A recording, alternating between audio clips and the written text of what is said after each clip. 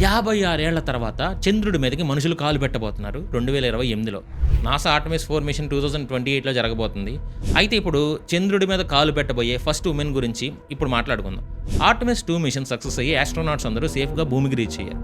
ఇప్పుడు 2028లో జరగబోయే Artemis 4 machine కోసం కౌంట్ డౌన్ స్టార్ట్ అయింది. నాసా ఈసారి ఖచ్చితంగా ఒక ఉమెన్ని, ఒక పర్సన్ ఆఫ్ కలర్ని పంపాలని ప్లాన్ చేస్తుంది. ముఖ్యంగా క్యాండిడేట్స్ ఎవరో చూస్తే డాక్టర్ జెసికా మెయిర్ అని ఒక స్ట్రాంగ్ కంటెండర్ ఉన్నారు. ఈమె 205 డేస్ స్పేస్లో ఉన్నారు. ఇంకా 3 స్పేస్ వాక్స్ చేశారు. ఇంకొకళ్ళు డాక్టర్ జెసికా వాట్కిన్స్, ఈమె ఒక జియాలజిస్ట్. మూన్ మీద బేస్ కట్టడానికి ఈమె స్కిల్స్ చాలా యూజ్ అవుతాయి. క్రిస్టియానా కోచ్కి ఇప్పటికే ఆర్టెమిస్ 2 ఎక్స్పీరియన్స్ ఉంది కాబట్టి ఈమెను మళ్ళీ సెలెక్ట్ చేసే ఛాన్స్ ఉంది. ఈమె 328 డేస్ స్పేస్లో ఉండి రికార్డ్ క్రియేట్ చేశారు. వీళ్ళతో పాటు డాక్టర్ ఆండ్రీ డాగ్లస్ కూడా రేస్లో ఉన్నారు.